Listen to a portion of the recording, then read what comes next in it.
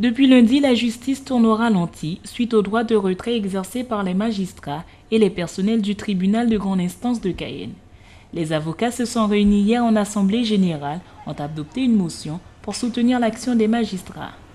Des solutions provisoires ont été mises en place pour assurer le fonctionnement de la justice. Il était prévu que les audiences pénales se déroulent au tribunal d'instance, mais les avocats s'y refusent.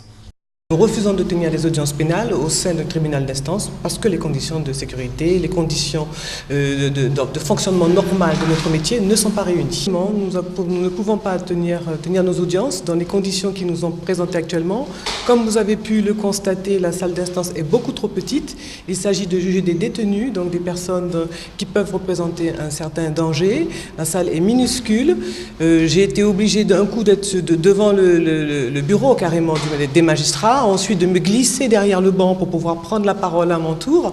Les conditions ne sont manifestement pas remplies pour pouvoir avoir une justice digne de ce nom.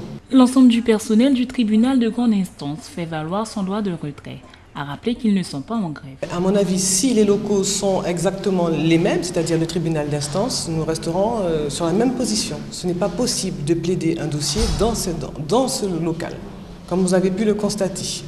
C'est certes regrettable pour les prévenus, c'est aussi regrettable pour les familles des victimes.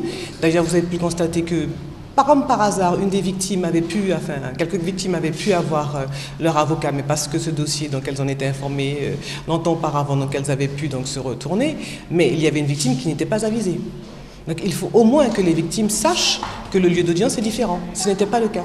Les choses ne sont pas encore au point, ça on peut le constater puisque nous avons été avisés 1 heure quasiment avant l'audience que le tribunal correctionnel se tiendrait donc dans cette salle. Donc il faut impérativement que nous puissions donc avoir une gestion donc à court terme donc de cette crise, parce que bien évidemment il y a des justiciables, nous avons des clients qui sont en attente depuis longtemps parfois de décisions, que l'on plaide leur dossier, et c'est une situation qui, je le pense, ne pourra pas s'éterniser.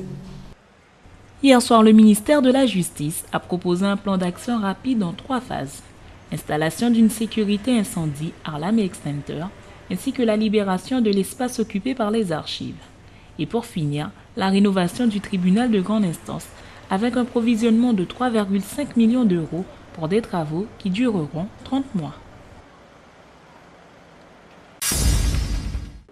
7 nouveaux cas de chikungunya ont été annoncés par l'Agence régionale de santé.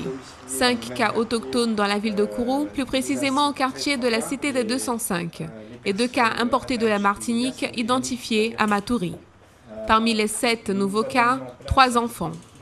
Les 5 nouveaux cas autochtones résident dans le même quartier que les 2 premiers cas locaux de la ville spatiale, mais aucun lien entre eux a été constaté. Certaines personnes peuvent ne pas avoir de symptômes. On a pu avoir aussi des personnes qui viennent de Martinique et qui ne se sont pas fait connaître malgré les symptômes qu'elles ont présentés. L'important, c'est de rappeler la nécessité dès les premiers signes, fièvre, fatigue, douleur aux articulations, de consulter son médecin. Et en Guyane, personne n'est protégé contre le chikungunya. La maladie n'a jamais été répandue en Guyane, personne n'est immunisé. Tout le monde peut attraper le chikungunya. L'apparition des 7 nouveaux cas élève à 14 le nombre de personnes atteintes par le virus dans le département. Dans le but de retarder l'épidémie, des actions sont menées par le Conseil général. Des équipes de Kourou, mais aussi de Cayenne, ont été envoyées au quartier de la Cité des 205 pour éviter tout contact entre des moustiques et les personnes déjà touchées par le virus.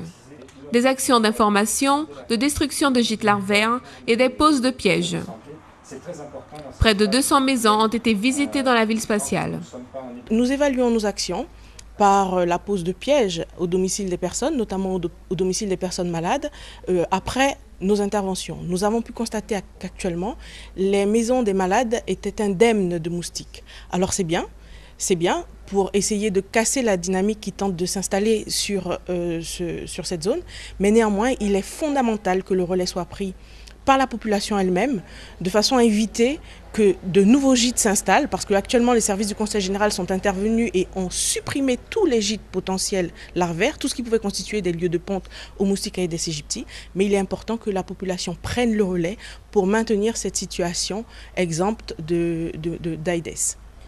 Les enfants, les personnes âgées ou porteuses d'une autre maladie sont les plus sensibles aux effets du virus du chikungunya. Le seul moyen de se protéger et diminuer le risque pour son entourage est d'éviter les piqûres de moustiques. Je pense qu'il est très important en cette période où on craint justement une épidémie de chikungunya que les personnes qui aient de la fièvre se protègent des piqûres de moustiques, parce que si elles sont en effet virémiques, si elles portent le virus dans le sang, si un moustique les pique, il va devenir contaminant, il va pouvoir contaminer une autre personne. Donc se protéger dès qu'on a de la fièvre, en mettant par exemple des répulsifs, ou en restant chez soi, ou en se protégeant sous une moustiquaire si on a de la fièvre, ça permet d'éviter la contamination des personnes de son entourage. Si atteint par le virus, une période d'incubation de 4 à 7 jours a lieu entre le moment de la piqûre et l'apparition des premiers symptômes. Mais la personne contaminée peut transmettre le virus avant l'apparition des mêmes, 2 à 3 jours avant. Il est donc impératif de se protéger des piqûres de moustiques en utilisant des répulsifs, des vêtements lents et éviter leur prolifération. Se protéger, c'est protéger toute la Guyane. Dans le cadre des élections 2014, le Centre national de la fonction publique territoriale, le CNFPT, met à disposition des collectivités un kit élection 2014, regroupant un ensemble de ressources destinées à les aider dans l'organisation du scrutin et dans l'accueil des nouveaux élus.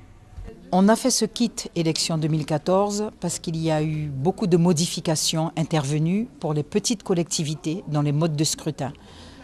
Dans les communes de moins de 1000 habitants et dans les communes de 1000 à 3499 habitants, c'est là où les modifications sont majeures. Donc il faut savoir, première modification, c'est que tout électeur doit avoir une pièce d'identité pour voter désormais, qu'on ne peut plus dans les communes de moins de 1000 habitants voter pour quelqu'un qui n'est pas candidat.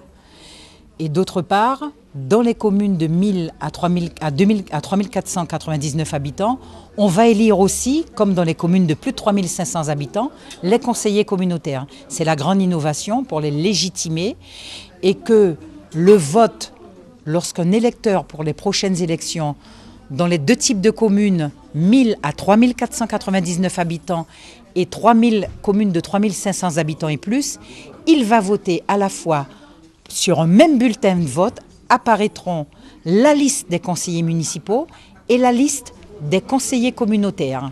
Le kit élection 2014 est en 2 parties, un kit scrutin et un kit bien débuter le mandat. Le kit scrutin est à destination des agents territoriaux en charge de l'organisation des élections et plus largement les personnes participant à la tenue des bureaux de vote.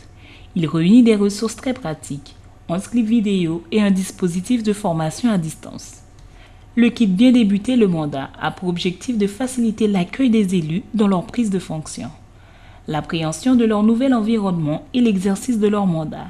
Il est composé de 3 vidéos, d'un livret pour appréhender l'environnement territorial, d'un vadémécum notion clé sur la vie communale et intercommunale qui constituera une référence pour les élus. Eh bien, j'en pense que du bien, puisque, en tout cas pour la commune de Sinnamary, il y aura de très grands changements dans le déroulement du scrutin. Les règles également électorales ont changé. Donc, cette réunion d'information organisée par le CNFPT était très importante pour nous, agents publics qui seront en charge d'organiser les élections. Déjà, le fait de rendre pour les communes de moins de 3500 habitants la pièce d'identité obligatoire. Donc ça, en soi, ça va introduire des changements au niveau des comportements des électeurs. Et puis, bien entendu, la grande nouveauté pour ce scrutin, c'est qu'on élira effectivement les maires, les conseillers municipaux, mais également les conseillers communautaires.